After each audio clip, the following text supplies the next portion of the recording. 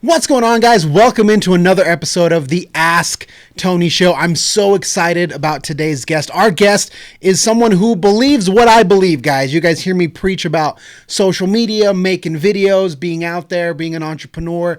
And the lady across from me embodies that 100%. Lauren Havens. Lauren, thank you so much for coming on the show. Absolutely. Thanks so much for having me here. I'm just stoked and honored to be part of this one. It's going to be so much fun. I've been watching your stuff for a while. And so just to give the audience a little bit of context, you are an Airbnb expert. You do classes, you teach people, you're on social media. Tell us a little bit about your backstory. How did you get into this real estate / Airbnb game? Yeah, well, if we take it back far enough, it starts when I married my husband. I'm not a natural entrepreneur. I've never really identified as such. I married a husband who loved real estate and who wanted to run his own business. And I was Googling. My family growing up never even had a mortgage. I didn't know anything about it. And so if anyone wants advice on how to get into real estate, my advice would be marry someone. Right. Just it's always helpful. Sometimes it is. Sure. I hope someone takes my advice. But we basically started when we were married for a couple of months and we bought a bank-owned duplex. Okay. We lived in it while we remodeled it, which is an awful idea. I would not recommend. Showered at the gym. Wow. And it went pretty well, but we also decided it was probably the worst decision we'd ever made because it was a lot of work and it was tough to kind of blend life and investment like that. And so we decided to never do that again and started buying investment properties we didn't live in. Highly recommend that one. And we bought two, actually closed on the same day. We went down to see one of them, and the neighbor was from my hometown. We got to chatting. She wanted to sell as well, so a little relationship there. Nice. Yeah, bought every other house there on that street, and it was just outside Zion National Park in Hurricane. Okay. And we thought, there might be more travelers here than people who want a little tiny one-bedroom house. So let's try renting these out on Airbnb. And we lived up here in Salt Lake, and they were down there, and we'd never done this before, and we made a whole bunch of mistakes, but they made really good money. Yeah.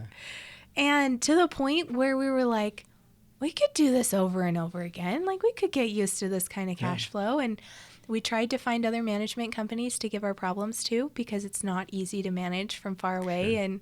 And we were working full-time jobs and other things as well. I was still working a full-time job, and my husband was kind of getting into real estate. And we said, okay, well, if we can't find a management company, let's build it out. And we started managing for friends, and then it just morphed into this awesome, growing, massive business. Yeah, I love that. And Yeah. there's so much to pull out of that story, right? Because a lot of folks that get into real estate investing, that happens in the sense that they make mistakes. Something happens, it's over budget, or it's more work than you thought, or the contractor's letting you down, or it takes longer. Just so many different things that a lot of people get discouraged. So talk to us a little bit about the mindset and, how you get there instead of just quitting, instead of saying, oh, this sucks, this is so hard, I didn't think it was going to be like this, to then get to a place where you're like, I want to do this more instead of I want to do this less. That's such a good point. And I have come really full circle on mistakes, and especially public mistakes. They can be so petrifying to people. And basically every time I make a mistake or I really get to a point like that in my life where I'm like, okay, this is hard and I screwed up and I'm going to have to be honest with someone and tell them I did and all of those things, I look at myself and I say, am I willing to learn from it? And if you're not, then quit. And make a decision to quit, because I think that's also something that if you're making a decision to quit, that should be celebrated. You're choosing a different path. But if you are making a mistake and you're kind of bowing out of it and you're like, well, I'm not willing to learn and I'm, failing at this. Kind of halfway there. Yeah. So if you're going to quit. Quit. And own it, right? Yes. I have never heard somebody say that. And it's such an interesting concept of saying, if you're going to quit, do so happily. Yeah. And just be like, this wasn't for me. I'm good. I'm done. I'm going to go do something that I want to do. Think about it, Tony, though. Let's say there's an agent who'd been an agent for a year and they come to you and you're like, you know what? This was really fun and I learned a lot, but I really want to get into drop shipping. Mm-hmm. You would be like, hoorah. That was a lovely conversation because they made a decision It's not that they were quitting. They made a decision to stop doing it, and they're doing something else. Yeah, and it doesn't mean that you're a failure or No. that you're the quitter or that you suck. It just means that thing was not for you in this particular moment in time. It's no reflection on you as a human being, on you as a man, as a woman.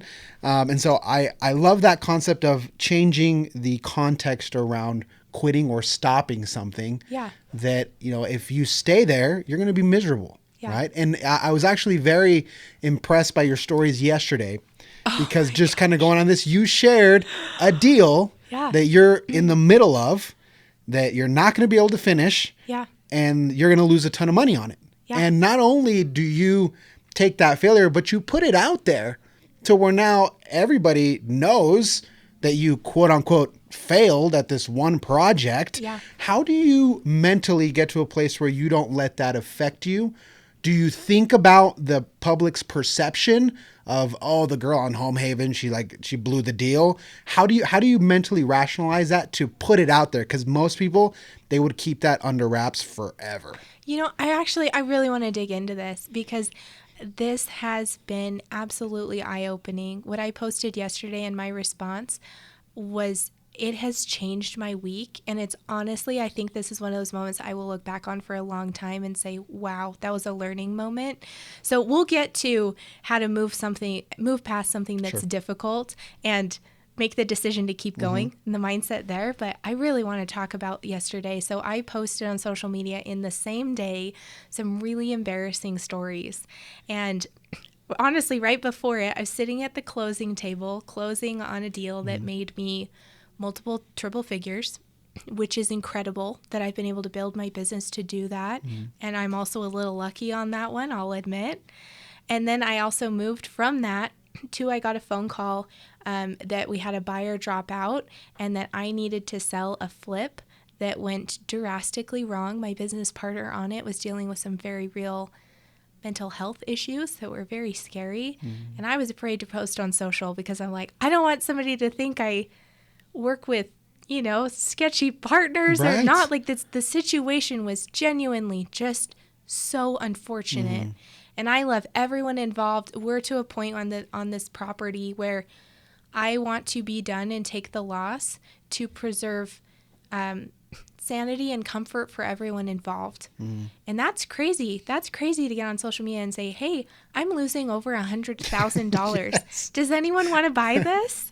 It was great. I watched it and I sat there for a second and I said, wow, like there's so much into you sharing that, because again, there is the risk, the risk of, oh, she doesn't work with good people. And 100% of people would be completely frozen by that. Yeah.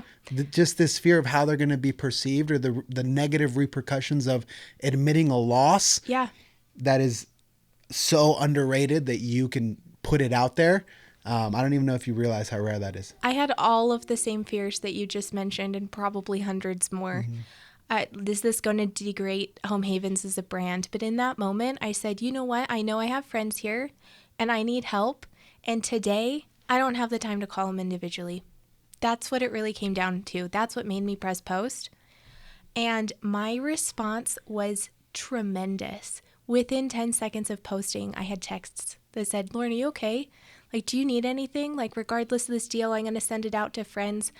I have had more comments, texts from that post from real people that I really want to work with because they're my tribe. Sure. People that reach out and say, hey, like, I'm in a tight spot. Would anyone mind, sending this out to a friend if they know a friend would be interested? The people that are just there to help out. They care. They care. They care. They care. And those are my tribe. And so the fact that I posted something super vulnerable and my tribe just jumped to response, I'm glad that I was able to that. I'm immensely grateful for the help, but more so as well, I'm grateful to give everybody an opportunity to jump in. How many times have you wished you could help a friend and you didn't know that they were needing it? Of course. And then you find out later, you're like, dude, you should have told me. Yeah. Right? But I think that speaks to the power of social media. I think so too. And too often, I feel like in our society, we see social media as toxic, bad, you shouldn't be on it. And of course it has its limitations, and you don't want to be on your phone all day long, but these tools were created to connect people And when you do it the correct way, like you're doing, and I want to get a little bit more into that, but you start to create community, and you use the keyword tribe. Yeah. And there's a tremendous difference between running a business and selling something and creating community. It's two very, very, very different things. So you are relatively new to social media. I am. Talk to us a little bit about why you decided to get into it, and kind of what your early results have been. Yeah. So I've followed kind of the rise of social media and always been interested in it, tracked, influencers. I worked with some data and placing product as a kind of side hustle in college. So I've been around it, but I have never participated in it personally. And I want to share this too. When I was younger, I didn't have the opportunity to. I wasn't in a place with some things in my private life where I could have a public life. And so this has also been a new opportunity for me to do that. And I want to throw that out there because I know there's a lot of other people in that similar boat where they're like, I can't share my life publicly. But when you can, it's not too late. You don't have to give up on that for life. So when I got to a place where I could, I did. And the response has been really, really cool. So I've grown my business by teaching classes and building community without social. So I've been going to networking events and teaching free classes for 3 years now, but putting those classes into bite-sized song and dance, as you know. It's so creative. I love it. Has really kind of created a different level of community. And it's somebody used the term of HGTV in your pocket.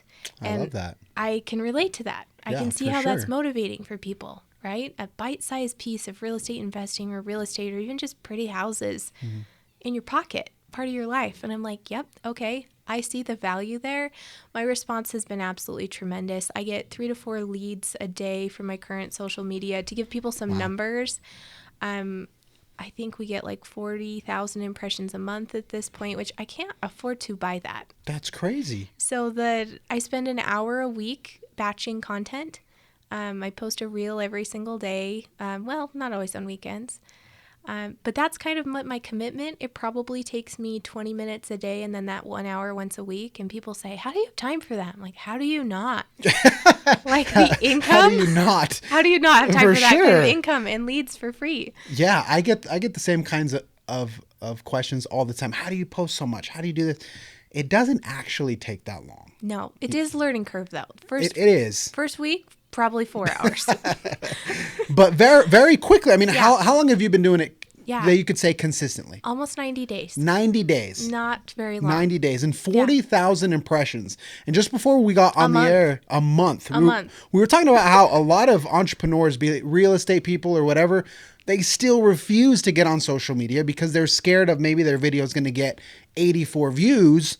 But what we fail to realize is that that's 84 people that saw your stuff. Yeah. And anybody, you would know this as a teacher, would be thrilled to give a class in front of 84 students. Yes. Like you jump at that opportunity, yet we don't see it that way on social media. Number one, we want to have hundreds of thousands of views on the first time. And if we don't, we feel like that reflects negatively on us. Or we don't want to get started because we don't have 250,000 followers. So the fact that you get 40,000 impressions with how many followers do you have currently? I have just under 1,000. Just under 1,000. Yeah. So guys, that's a testament that you don't need millions of followers to get leads, to do business, to make money. And it's just not necessary. To tell you with that too, I like numbers because I look at folks like, I want to know your numbers, right? Sure. How much money are you making? What leads are coming from what kind of views? But I've had posts that have had 200 views, like even 2 weeks after they're posted, like total saw that have made me over $10,000. Isn't that crazy? Yes. And that's why I love this industry. I mean, real estate, if you play your cards right, you can make a lot of money with few deals. And they can be your tribe, your besties. So when you need them, like I did yesterday, I think it's incredible I had 900 people there, but they were ready to jump. And a lot of those people have never liked anything of mine. I don't even know that they watch stuff regularly, but they heard something, saw something, and they were there. And that's huge. It doesn't matter if you have 200 followers or 100 followers or 10,000. It doesn't matter. You want the community. Literally, you want the community. Yeah. And if we can take out the ego metrics and the fear of saying, oh, I only have 600 followers. Like, who cares, right?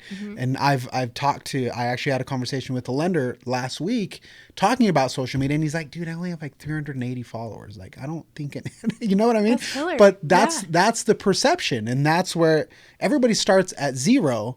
But again, it's, what are you trying to get out of it? Are you just trying to get a bunch of followers? Because you can go buy those. You're trying to build tribe and build community so that just think about the influence that you have, where you can transact millions of dollars in real estate through Instagram stories. Like, that is not an exaggeration. You were telling me just previously that you've passed on deals to other people just on social, and that's millions of dollars in business from a free tool on your phone. Yes. Right? And I also love that social media over the last few years has trended more organic and real. Like, I can post content without makeup on. I don't wear makeup most days. Like, it doesn't have to be perfect. It doesn't have to be pristine. It's just anything you show about you, people are willing to attach themselves to. The right people. And if that only means there's 100 of them, then it's 100 of the right people, which is a heck of a lot more than you have. Exactly. And that's what you want. Yes. You'd rather have 100 golden individuals that buy it, believe what you believe, buy into what you're doing, than 2,000 that really don't give a crap about you. Like, they just don't care. I have a question with your social media. I haven't scrolled back this far.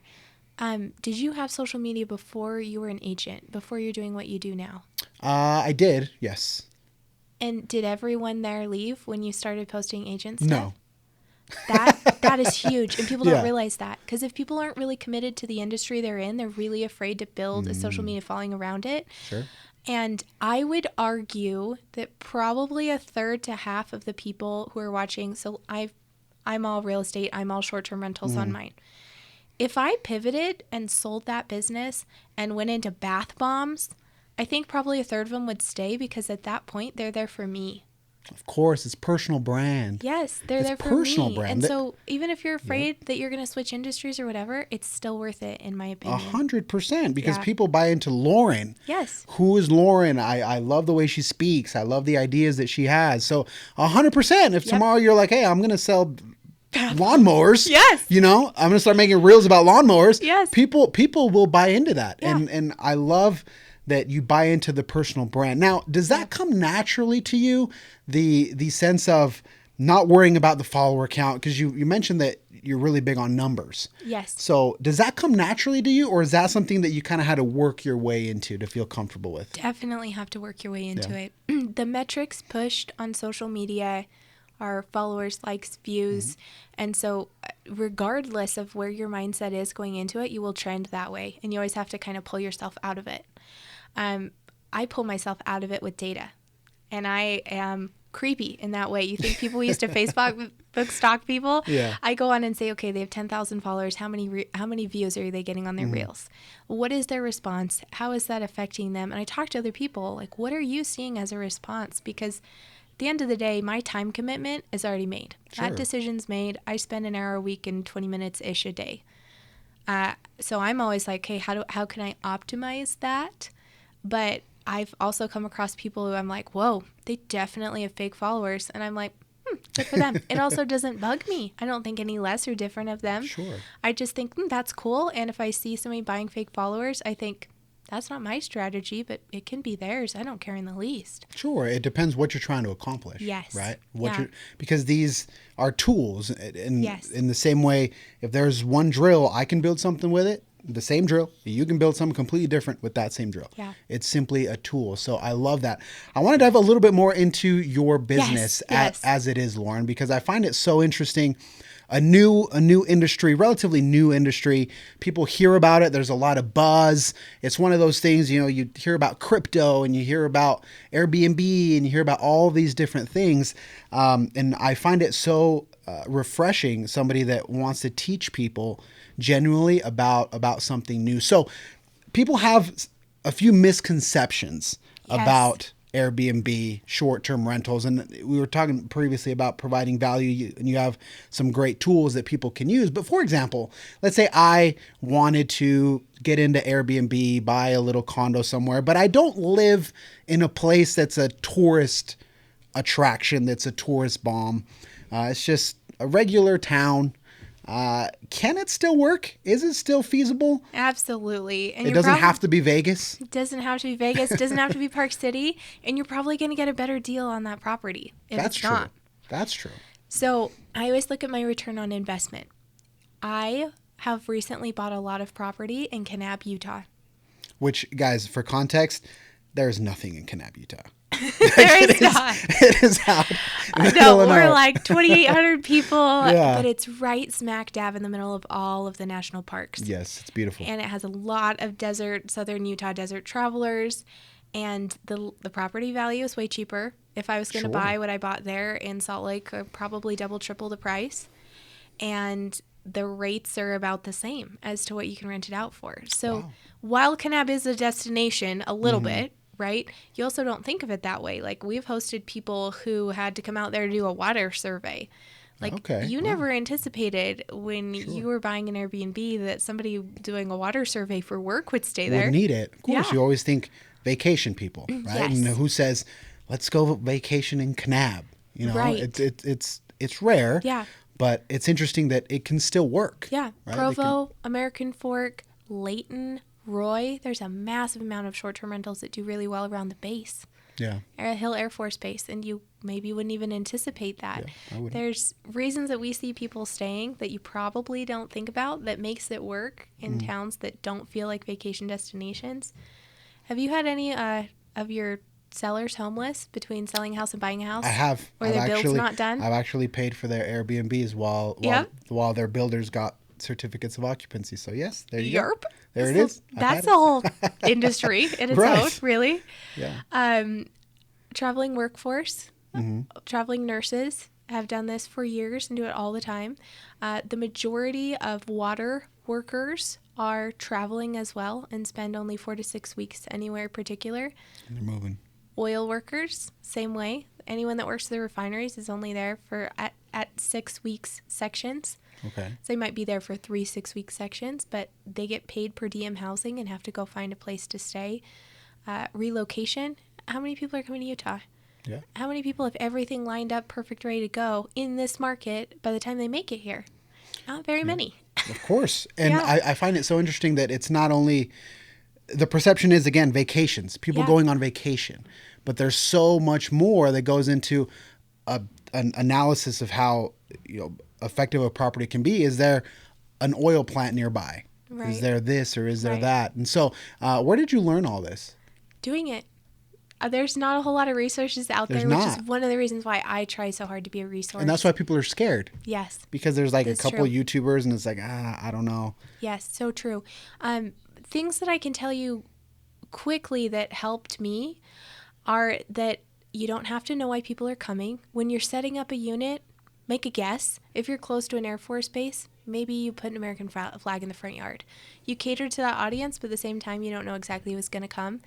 Once your calendar starts filling up, your booking, look at who came. Ask the paying customer. That's what I tell Do some people. research. People come to me and they say, should I put a hot tub in this one or should I not? Should I put in a ping pong table or should I not? And most often they're surprised by my answer, which is, let's not for now, and let's see what feedback the paying customers have. Just ask. And they're like, you don't know? And I'm like, you're right. I don't know. You don't know. I'm not perfect in every situation, in every category Sure. in Utah. So you got to watch the trends. Mm-hmm. Got to be a little brave. If you are looking for projections and some of this done for you, because it is tough, because you could look at the map and say, there's a water treatment plant. Does that mean the water workers are coming there? Or does that mean they're coming to Salt Lake? You can't always know. And so we have put together some projection tools on our website that are really valuable. So if you're curious what a property would make as a short-term rental, so listed on Airbnb, VRBO, kind of the way we would manage it, we have a resource for that pulls a bunch of back-end data that's pulled from Airbnb and VRBO and historical averages in our portfolio on our website. And it just works like a Zestimate kind of Zillow calculator where you put in bed, bath count, address, and it'll give you some numbers. So that's a free resource tool you can use as well. You can ask other people in the area who are doing it. Mm-hmm. I have found this industry to be one of the kindest. Really? And Wow. I think it's a blend of the hospitality aspect of the That's housing true. we're doing. I think the people who get into it just really love people. And whereas I feel like other sections of real estate have a little bit more of a reputation for being a little bit more cutthroat, like development. You always hear development's cutthroat. I've not seen that. I've seen this as the kindest real estate section I've ever worked with. And so talk to people, because most of them are people. That's why they're in hospitality. Yeah, and I think that it is a very interesting industry because it pulls positives from two huge industries, right? Real estate, where you can have an asset, it can appreciate, you can have all of those benefits, plus the hospitality side where you get to talk to people. And, you know, it just seems like a very unique industry that can provide a lot of value. And so you talked about your website. What is your website? Yeah. So it's havens.com. Homehavens.com. So people can go on there, plug some numbers in, play around with it. I love that because that's one of the fears, right? Yes. Is it going to be feasible? Can I make money if it's not in a big town? So you solve number one. And then the other one is it's probably a pain in the butt to manage these things. It is. Like I got to go clean toilets every day and people are going to trash it and I don't know who's coming. Like I've heard so many arguments against Airbnb versus just renting out to a family. And most of it is just the fear of the management. Yes. So how do you guys handle that, especially having multiple units?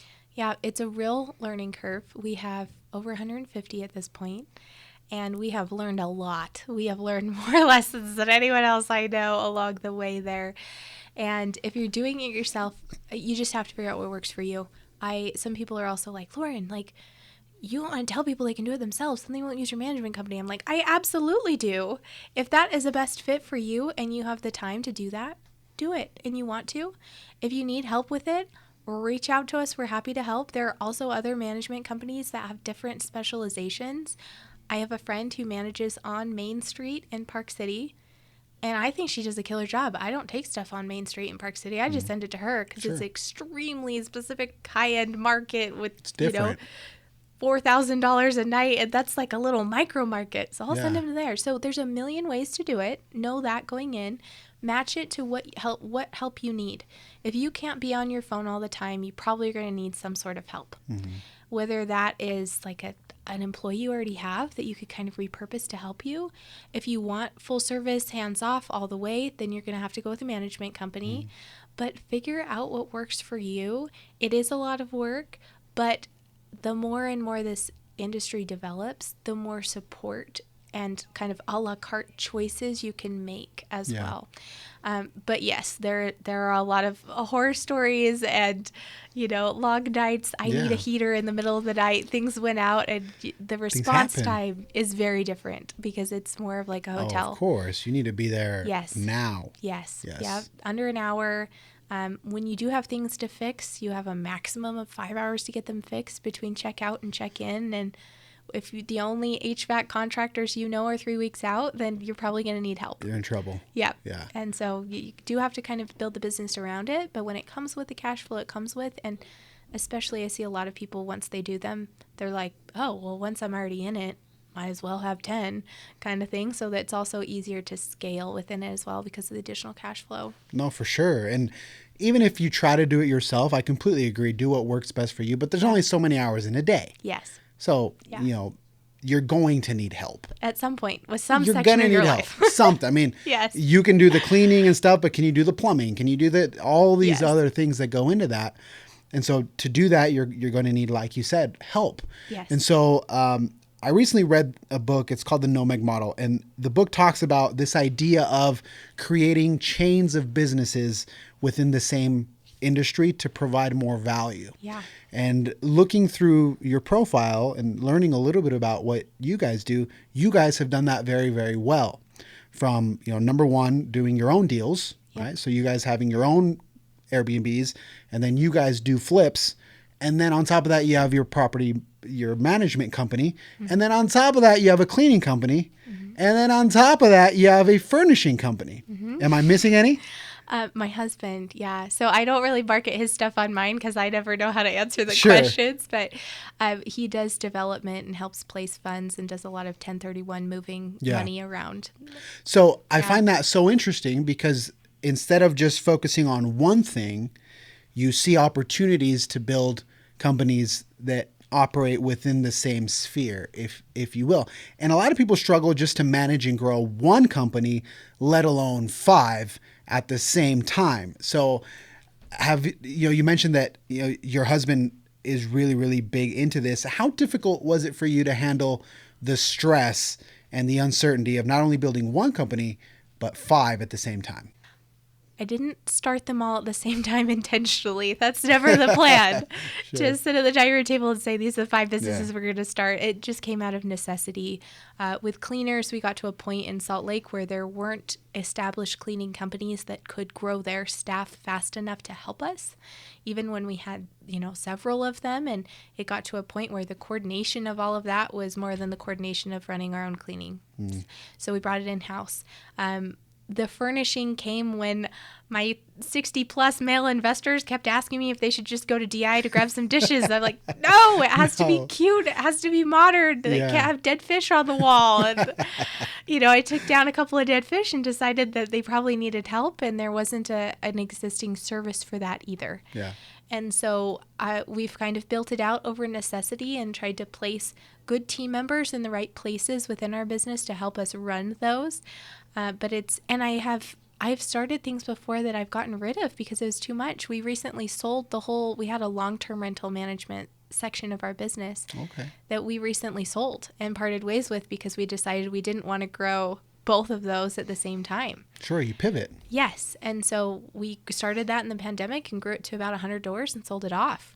And now we just have the short term and everything attached to it, of course, and that continues to grow. But we're not taking on any more flips right now. And so you scale up and down within your business. Depending on the environment. Yeah, for sure. The stresses of it, dealing with that, is no joke. No matter who you are and how many businesses you're running, it's not easy because you're stretching yourself, and that's what we do. And so honestly, just be fair to yourself. And sometimes my advice is to put yourself first. If you are to a point where you can't even and you need a break, just let people know that and take it.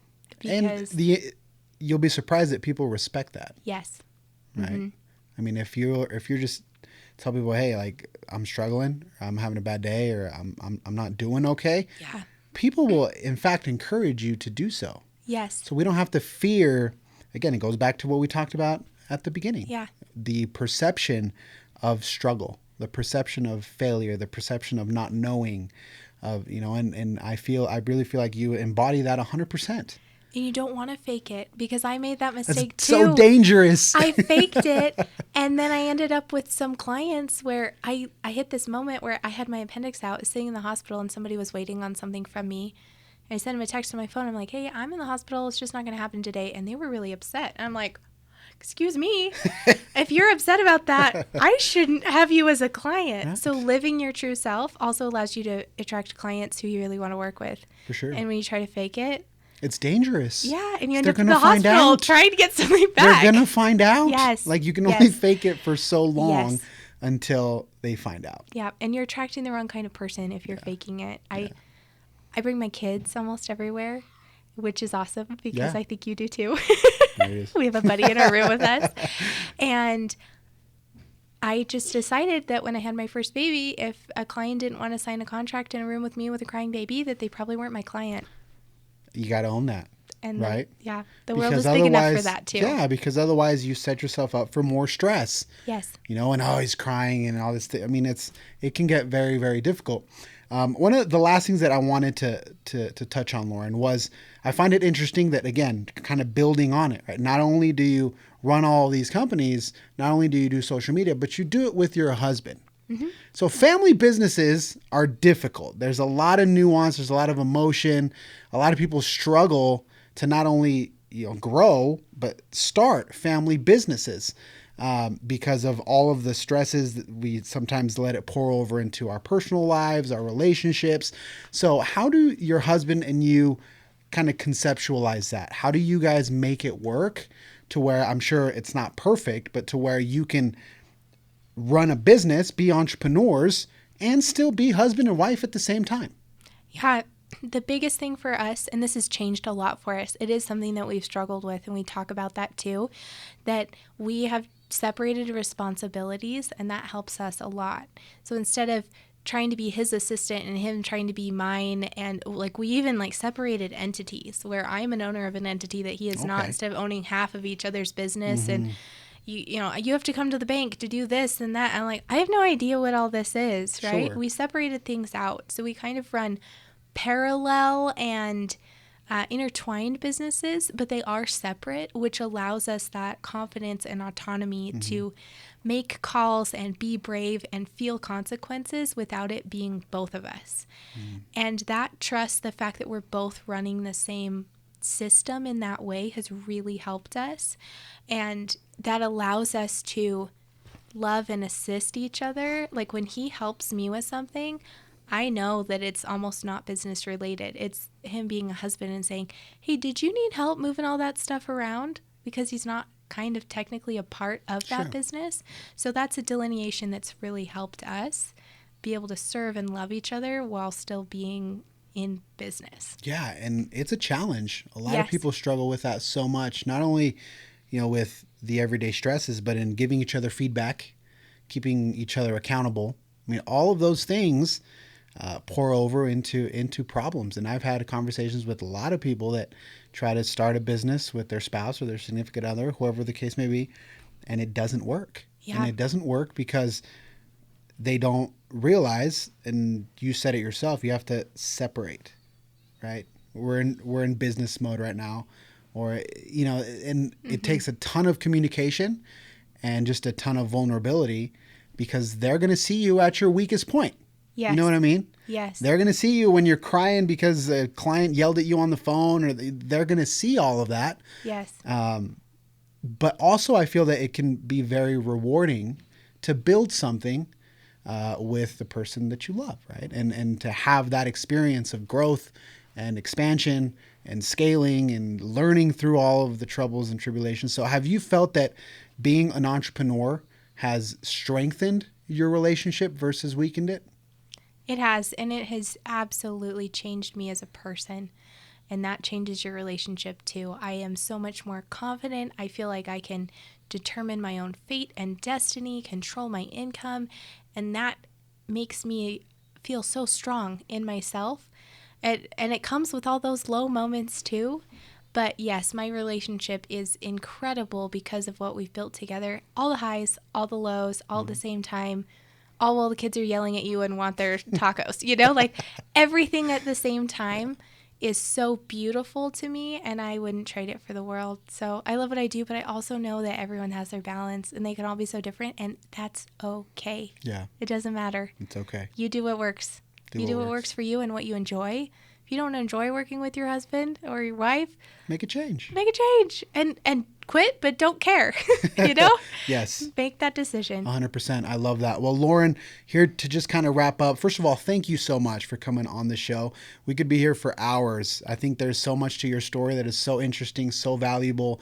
I think that the way that you build, thinking about giving value first, creating tools for people, educating people, helping people understand what you know. I think that's the new way of doing business, and I commend you for that. The last thing that I always ask every guest that comes on my show is, what is your number one tip for somebody who is listening to this, who identifies with what you're saying? They've heard about Airbnb, they know nothing about real estate, but they've heard that you can make millions doing Airbnb and they think it's cool. What would be your number one advice for someone listening that is in that position now? Great question. My number one advice is to just start. Object in motion stays in motion. Do something, and that something's going to be different for every person, so can't give specific advice there. If it's to attend a class or follow a couple of resources, watch a couple of YouTube videos, share your dream with a friend, that's a really good one. It will just help you take those baby steps towards what you really want. Sure. And just start somewhere. And it doesn't have to be the right place. You can look back 10 years later and say, that was the dumbest place to start, but you started. But you started. Yes. I know where you guys can start. You guys can start by following Lauren on social media, on Instagram, right? What is your Instagram handle? At home_havens. Home underscore havens, HAV as in Victor, ENS, right? Yep, you got it. All right, we'll put that in the show notes. That's step one, guys. That's step number one. Plug in. If you do classes all the time, I'm a big fan of going to classes, getting involved and just trying to learn as much as you can. So most of the classes are free and most of them also have food. So real motivating here. That's true. That's true. So where else can people find you? So if somebody wants to plug in, you mentioned your website, you're on social media. Where else can people find Lauren? Yeah, we try to make it easy. So those are the two places I would start. The link in my bio on social media has a whole bunch of resources there, links to the website, links to that projection calculator we mentioned. Lots of free educational content there. I still answer all the DMs. So if you want just a quick question. I love that. That is underrated, guys. You have access. You have access directly to me. You can book a call with me there as well. And then our website, we just try to put resources there as well that don't fit on social media. All of the classes I teach are posted on social media, so I don't want to give you a million resources. We'll just say that for now on Instagram. Instagram. Yep, that'll work. Love it. Guys, well, with that being said, this has been another episode of the Ask Tony Show with Lauren Havens, Airbnb expert. Till next time.